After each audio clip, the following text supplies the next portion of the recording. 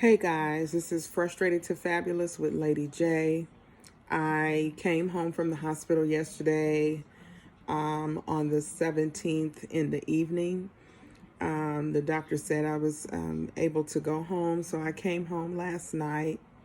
I only stayed one night at the hospital. Excuse me. I'm a little tired. My husband had to give me a Lovenoff shot today so that I don't get blood clots. I have been up and moving around and just wanted to give you an update. It's Saturday, should be the 18th of January. I'm 2 days out from my surgery. I've already lost like 5 pounds since the surgery.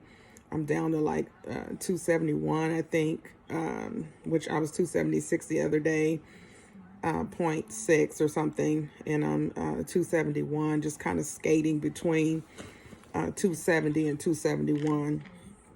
I wanted to update you on some of the things that I experienced since I've been home. I have experienced severe hunger. Not so much to where I can't be satisfied with it, because I've eaten sugar-free popsicles. I've had chicken broth. The chicken broth gave me really bad acid reflux early in the morning. I literally jumped up out of my sleep, put my hands up.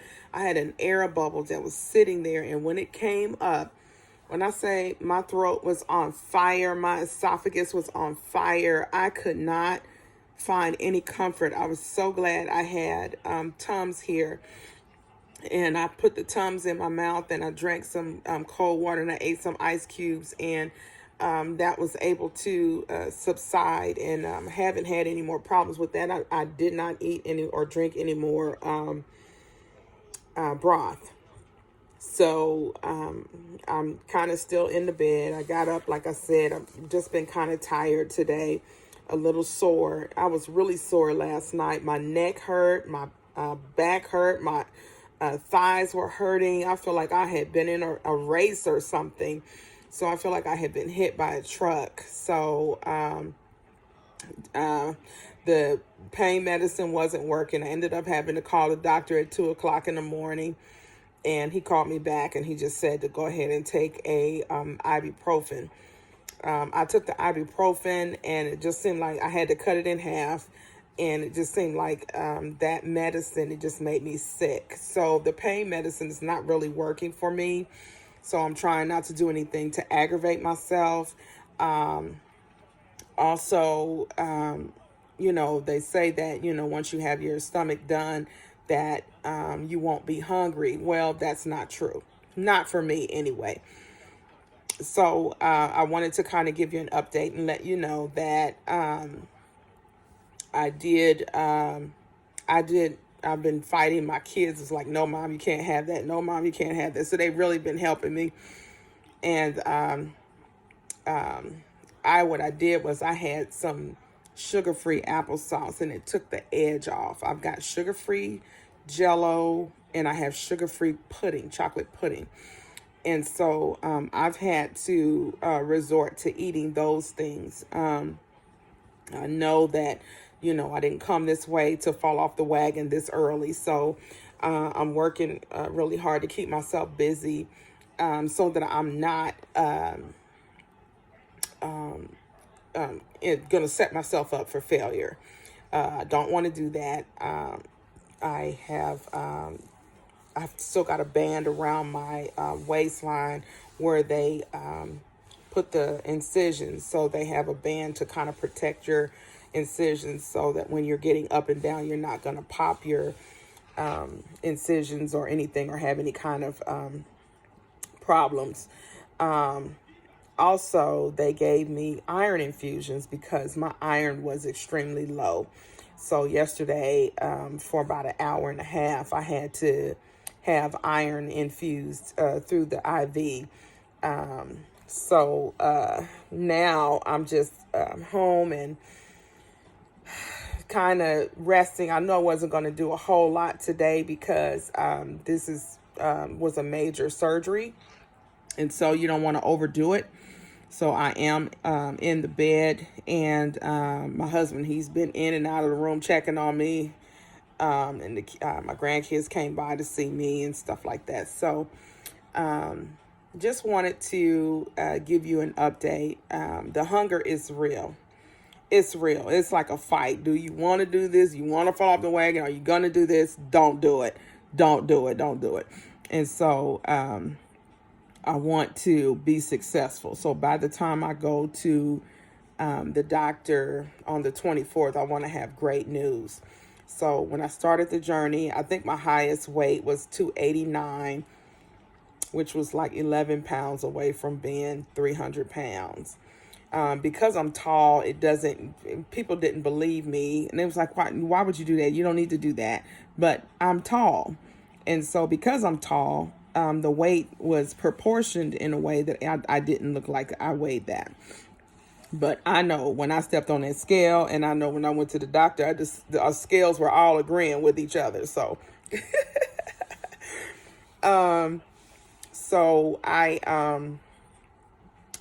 today I am 271. On the surgery day, I think I was like 276 or 77. I can't remember. I didn't write that weight down, but I'm 271 right now. And so we'll see how this liquid diet goes. It's like, you're so used to eating when you want and how you want. This is a rude awakening for me. And so, again, I'm not eating a whole lot of food, but it was the food I was eating that was to my detriment. And so the thing that I struggle with is, when I would eat and I'm full and I don't have to eat anymore for hours. Well, this is not that journey.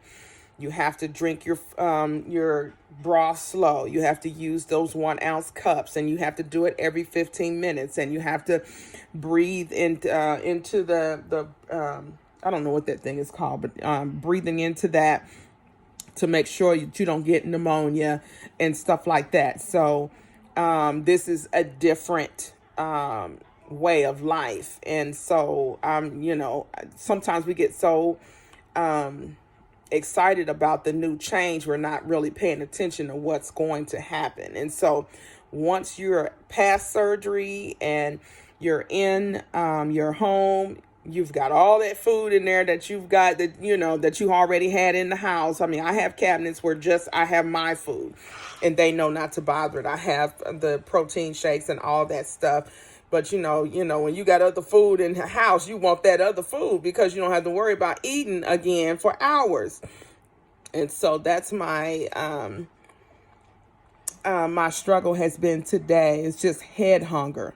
So I've had 2 popsicles. I have had some sugar-free Jell-O, and I've had sugar-free pudding on separate occasions.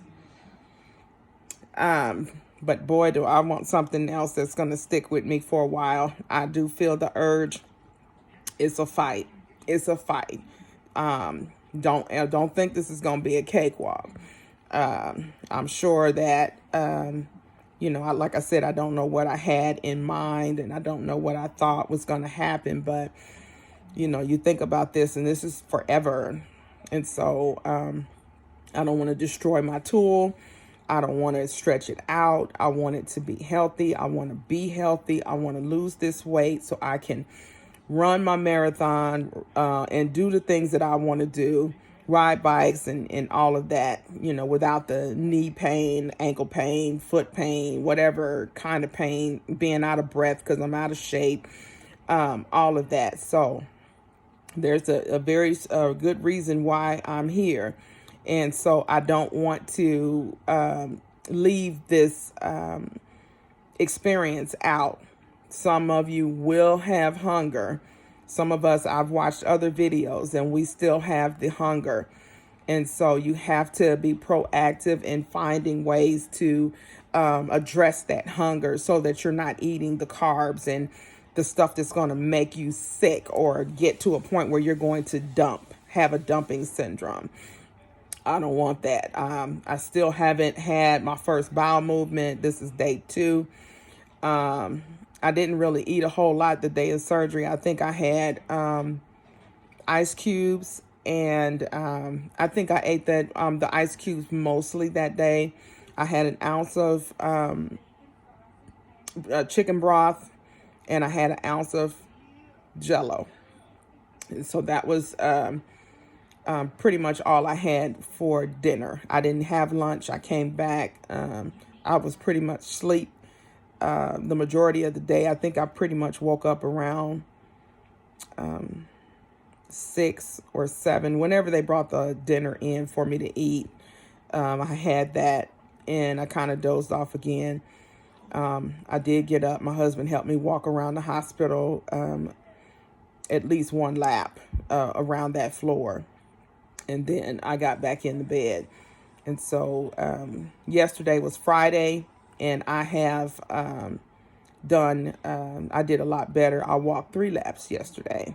And I think because I was up walking around and moving around, they said, well, she's good enough to go home. So they let me go home. It was my option. I said, well, my husband would probably appreciate sleeping in our bed instead of in the little chair in the room, because that was really rough. He had a hard time, and I had a hard time knowing he was in that chair and not really sleeping well. So, and I knew he was coming back this Friday if I had stayed over one more day. So I know that he would have took care of me when I came home. So, and he's done a good job at keeping me on track and on task, and taking care of the things around the house that need to be taken care of. So I'm just kind of sitting up now, and I'm going to get up and walk into the kitchen and get some water and some ice. I've got an ice crusher, and I'm going to use that and just kind of crush some ice so I can chew on that, so I'll stay hydrated. Other than that, this is day 2 after my VSG surgery, my gastric sleeve surgery. Don't believe the hype. This is not an easy thing. It's a life change. You have to change your mind. I have battled with head hunger all day today. And I was struggling with it today. The head hunger is real. And so make sure that you reinforce yourself and have something so that when you come home from the hospital, you already have what you need, because you will regress and you don't want to eat something that's going to make you sick or bust open your stomach and you die, because that's a possibility.